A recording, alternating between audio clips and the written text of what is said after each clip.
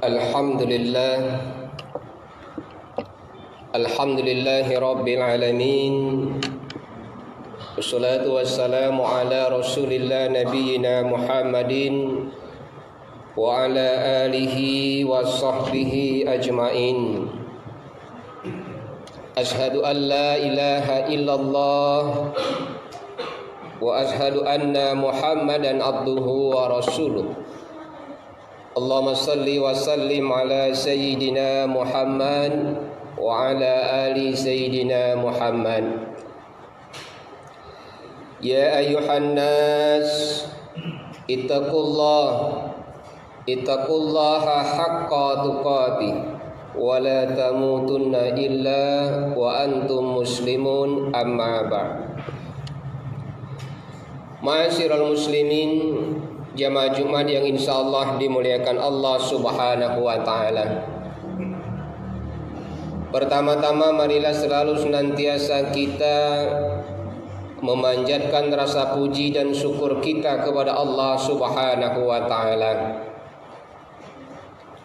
Mudah-mudahan atas segala limpahan karunia nikmat yang Allah berikan kepada kita, baik berupa nikmat iman, nikmat Islam, dan yang terpenting adalah nikmat kesehatan, sehingga dengan semua itu menjadikan kita abdan syakura, hamba yang senantiasa pandai bersyukur atas segala karunia nikmat yang Allah berikan kepada kita.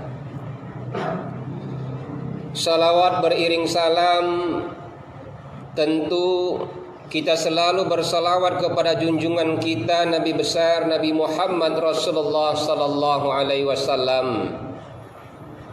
Mudah-mudahan syafaat beliau dengan mengikuti semua sunnah yang diajarkan beliau mampu menyelamatkan kehidupan kita baik di dunia maupun dalam kehidupan akhirat nanti. Ma'asyiral muslimin, jamaah Jumat yang insyaallah dimuliakan Allah Subhanahu wa taala. Melalui mimbar Jumat siang ini, saya ingin menyampaikan ayat ke-11 dari surah ke-58 Al-Mujadalah. Dalam kalimat potongan akhir ayat ke-11 ini Allah jelaskan, yarfa'illahu allazina amanu minkum wallazina utul ilma darajah. Ada kalimat yarfa'illahu allazina amanu minkum. Allah akan angkat derajat orang-orang yang beriman di antara kita. Wallazina utul ilma darajah, dan orang-orang yang berilmu di antara kita. Artinya ada dua kata kunci dalam ayat ini. Ada kata iman dan ada kata ilmu. Artinya orang yang beribadah kepada Allah, beriman artinya berilmu, nilai derajatnya berbeda dengan orang yang beribadah tapi tidak punya ilmu.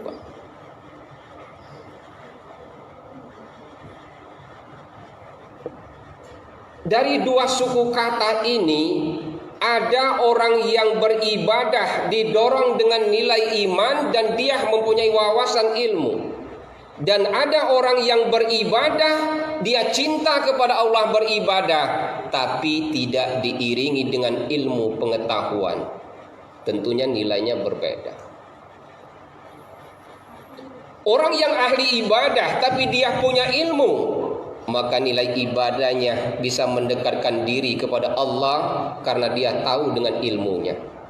Tapi orang yang ahli ibadah tidak punya ilmu, bisa jadi ibadahnya akan sia-sia karena dia tidak mengetahui ilmunya. Makanya Allah tegaskan, yarfa'illahu allazina amanu minkum. Allah akan angkat derajat orang-orang yang beriman di antara kita. Kalimatnya minkum, di antara kita. Wallazina utul ilma darajah, dan Allah akan angkat derajat orang yang berilmu di antara kita. Artinya derajat yang paling tinggi di hadapan Allah itu hanya orang yang beribadah karena ada iman dan diikuti dengan pengetahuan agamanya. Beda. Derajat orang yang beriman, dia ahli ibadah karena ilmunya, diriwayatkan dalam sebuah hadis, berbeda dengan orang yang ahli ibadah tapi tidak punya ilmu.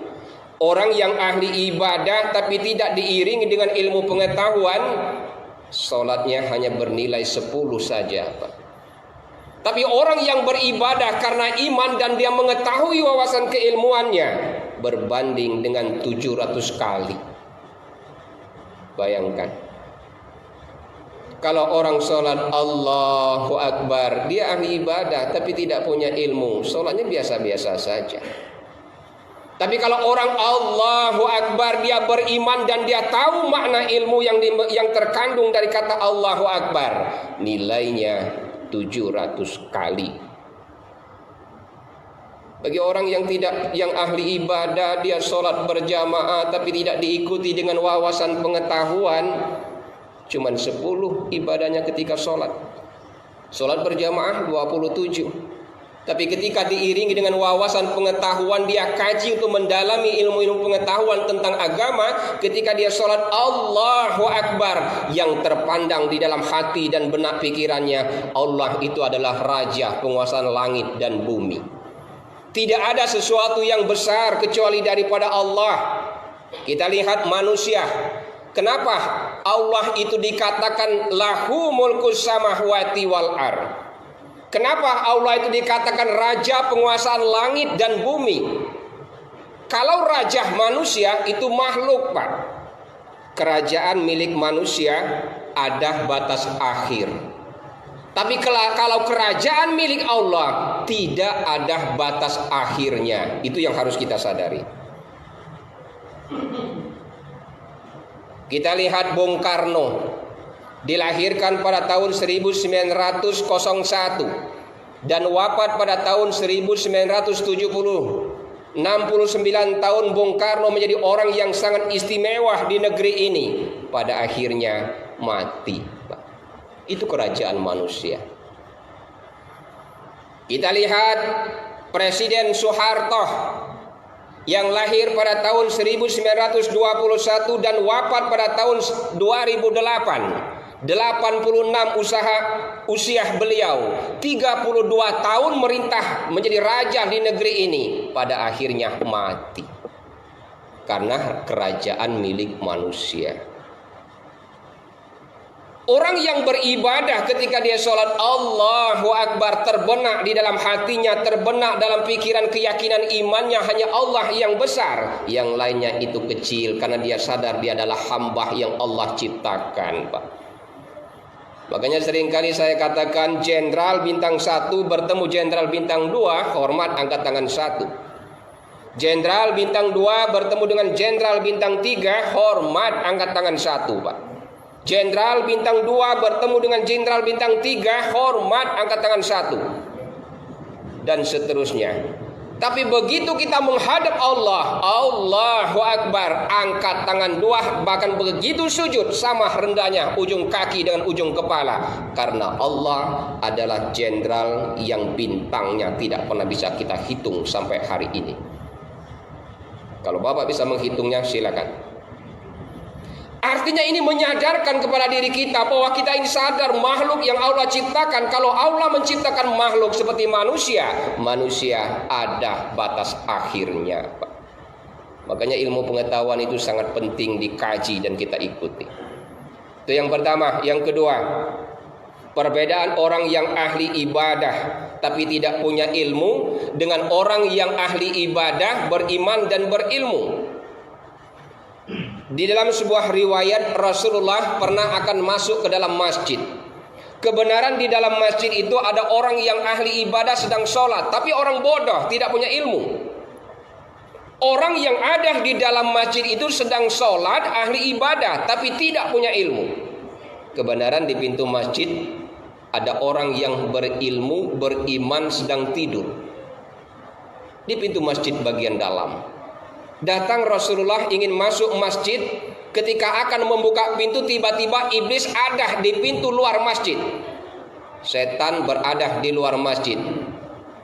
Ditanya oleh Rasulullah, "Wahai iblis, kenapa kau ada di pintu luar ini?" "Saya, ya Rasulullah, ingin menggoda hamba Allah, pengikutmu Muhammad yang sedang sholat yang ada di dalam masjid itu. Saya ingin gagalkan sholatnya yang ada di dalam masjid itu, ya Rasulullah." "Kenapa kau tidak gagalkan dan masuk ke dalam masjid?" "Itu, ya Rasulullah, ada orang yang berada dekat pintu masuk bagian dalam masjid ini, orang sedang tidur.